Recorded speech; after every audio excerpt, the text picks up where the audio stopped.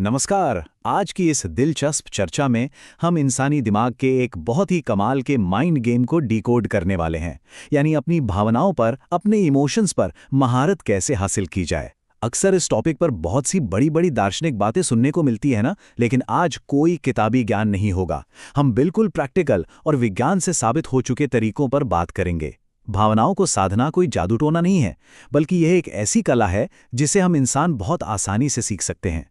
तो चलिए बिना किसी देरी के शुरू करते हैं और समझते हैं कि कैसे मुश्किल से मुश्किल वक्त में भी शांत रहा जा सकता है। सोच कर देखिए, क्या इंसान अक्सर गुस्से में आकर कुछ ऐसा नहीं कह देते जिसका उन्हें बाद में जिंदगी भर पछतावा होता है?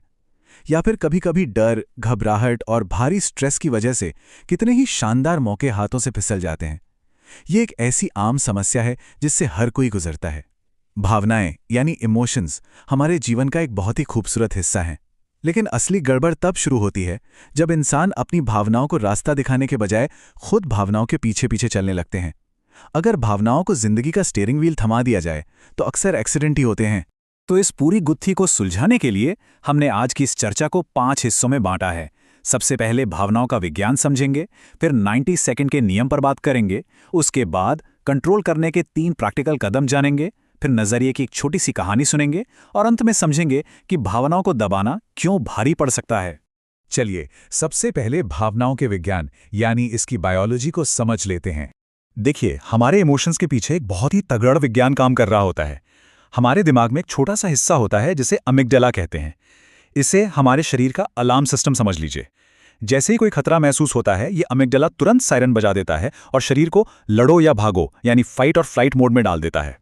अब दिक्कत क्या है ना कि पुराने जमाने में जब जंगली जानवरों का हमला होता था तब तो ये सिस्टम ठीक था, लेकिन आज के मॉडर्न जमाने में बॉस की डांट, ट्रैफिक जैम या सोशल मीडिया का कोई बुरा कमेंट, कोई शेर का हमला तो है नहीं, फिर भी हमारा अमिग्डाला इन सब को जानलेवा खतरे की तरह ही देखता है और शरीर बिल्कुल वैसे ही पैनिक करने लगता है। तो अब सवाल ये है कि इस अलार्म सिस्टम से बचा कैसे जाए। आइए अपने दूसरे हिस्से की तरफ बढ़ते हैं, 90 सेकंड का नियम। विज्ञान और मनोविज्ञान में ये जो 90 का आंकड़ा है ना, ये बड़ा जादुई है। असल में भावनाएं पानी की लहरों की तरह होती हैं, आती हैं और चली जाती हैं। रिसर्च बताती है कि जब भी कोई भावना उठती है, चाहे वो कितना भी खौफनाक गुस्सा ही क्यों ना हो, उसका केमिकल असर शरीर में सिर्फ 90 सेकंड तक ही रहता है। जी हां, सिर्फ 90 सेकंड। इसका सीधा सा मतलब ये है कि अगर उस 90 सेकंड के तूफान में कोई भी रिएक्शन देने से बच लिया जाए तो इंसान उस भावना का गुलाम होने से बच सकता है। अगर उन चंद सेकंड्स को शांति से निकाल लिया तो वो लहर अपने आप शांत हो जाती है। विज्ञान तो हमने समझ लिया, अब बढ़ते हैं तीसरे हिस्से की तरफ, जहां हमें 90 सेकंड से निपटने के 3 बहुत ही असरदार कदमों के बारे में जानेंगे। इसमें सबसे पहला कदम है ठहर जाना, यानी पॉज बटन दबाना। जब भी कोई तेज भावना हावी होने लगे तो तुरंत कुछ करने के बजाय बस गहरी सांस लेनी चाहिए। गहरी सांस लेने से उस घबराए हुए अमिग्डाला को एक मैसेज जाता है कि सब सुरक्षित है, पैनिक करने की कोई जरूरत नहीं है। दूसरा कदम है अपनी भावना को नाम देना और पहचानना, और तीसरा है अपना नजरिया बदलना, यानी अपना सारा फोकस उस चीज पर लगाना जो अपने हाथ में है, न कि उस पर जो कंट्रोल से बाहर है। अब ये जो दूसरा कदम है ना, इसके पीछे मनोविज्ञान का एक बहुत ही कमाल का मंत्र है। नाम दो और काबू करो, यानी name it to tame it. जब भी अंदर से अशांति महसूस हो तो खुद से पूछना चाहिए कि आखिर ये फीलिंग है कौन सी? गुस्सा है, मायूसी है, या बस नींद पूरी ना होने की थकान है? जैसे ही किसी भावना को एक सटीक नाम दे दिया जाता है, उसकी ताकत आधी रह जाती है। ऐसा इसलिए होता है क्योंकि नाम देते ही इंसान उस भावना को भोगने वाले से बदलकर उसे दूर से देखने वाला दर्शक बन जाता है। ये दिमाग का एक बहुत ही पावरफुल हैक है। इस नजरिए वाली बात को थोड़ा और करीब से समझने के लिए चलिए चौथे हिस्से पर चलते हैं, एक बड़ी ही दिलचस्प नजरिए की कहानी। मान लीजिए 2 दोस्त मजे से एक रास्ते से जा रहे हैं, तभी आसमान से एक पक्षी उड़ता हुआ आता है और दोनों के ऊपर बीट कर देता है।